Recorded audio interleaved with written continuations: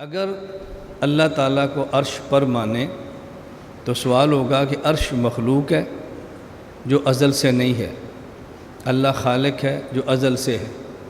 اگر اب اللہ عرش پر ہے تو جب عرش نہیں تھا پھر اللہ کس چیز پر تھا، پھر کیا مکان تھا؟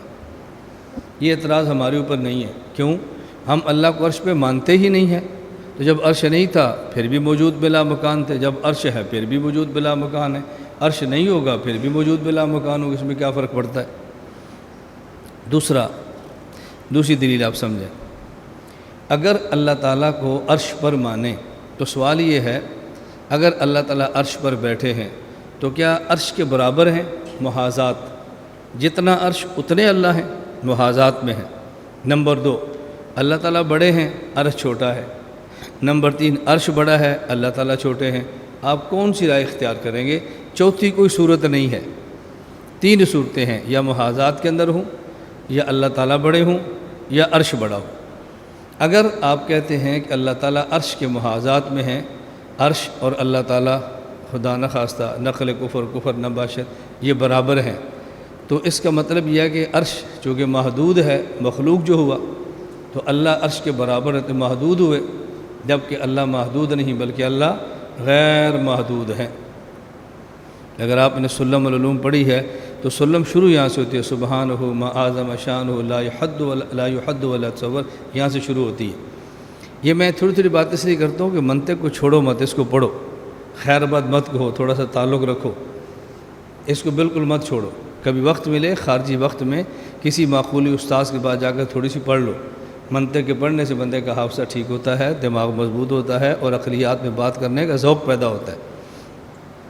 نمبر 2، اگر آپ کہتے ہیں نہیں اللہ تعالیٰ بڑے ہیں، عرش چھوٹا ہے، تو اس کا معنی یہ ہوا الیاذ باللہ اللہ تعالیٰ کی ذات کا کچھ حصہ عرش سے باہر ہے، کچھ عرش کے اندر ہے، تو تجزی ہو گئی نا، اجزاء ہو گئے، اور اجزاء یہ مرکب کے ہوتے ہیں، اور مرکب حادث ہوتا ہے، جبکہ اللہ تعالیٰ حادث نہیں بلکہ اللہ تعالیٰ قدیم ہے۔ اور کل میں یہ بات سمجھانے کی کوشش کر چکا ہوں کہ مرکب حادث کیوں ہوتا ہے۔ مرکب ہوتا ہے دو چیزوں سے بنے، 2 سے زائد سے بنے، 2 سے زائد سے بننے کے بعد پہلے یہ نہیں ہوتا پھر بنتی ہے تو مرکب ہوتا ہے نا، تو جو چیز پہلے نہ ہو پھر وجود ملے، اسی کو حادث کہتے ہیں۔ نمبر 3، عرش بڑا ہے، اللہ تعالیٰ چھوٹے ہیں، الیاذ باللہ، تو پھر ہمارا عقیدہ ہے اللہ اکبر، اللہ ہر چیز سے بڑا ہے، یہ عقیدہ ختم ہو جائے گا، اللہ محدود ہو جائے گا، ختم بھی ہوگا محدود بھی ہوگا۔ اس لیے ہم عقیدہ اختیار کرتے ہیں اللہ تعالیٰ عرش پر صرف نہیں بلکہ اللہ تعالیٰ موجود بلا مکان، بلا جسم اور بلا کیفیت اور بلا جہت ہے اللہ تعالیٰ۔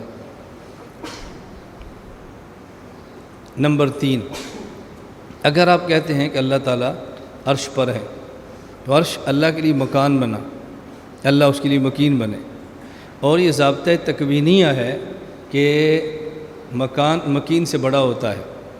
میں ضابطہ شرعیہ نہیں کہہ رہا، ضابطہ عقلیہ نہیں کہہ رہا، ضابطہ تکوینیہ ہے کہ اللہ کے مکان مکین سے بڑا ہوتا ہے، تبھی آدمی مکان میں رہ سکتا ہے۔ تو اگر اللہ عرش پر ہیں، عرش مکان ہوا، اللہ تعالیٰ مکین ہوئے، اور مکان مکین سے بڑا ہوتا ہے، پھر اس کا مطلب ہوگا عرش اللہ اکبر، جبکہ ہمارا عقیدہ ہے اللہ اکبر، اس سے اللہ کے بڑے ہونے کا عقیدہ ٹوٹ جائے گا۔ اس لیے ہم کہتے ہیں موقع بھی اختیار کرو کہ اللہ تعالیٰ عرش پر نہیں بلکہ اللہ تعالیٰ ہر جگہ پر ہیں۔ لا الہ الا اللہ، لا الہ الا اللہ، لا الہ الا اللہ، ما لنا رب سوا۔ لا الہ الا اللہ، لا الہ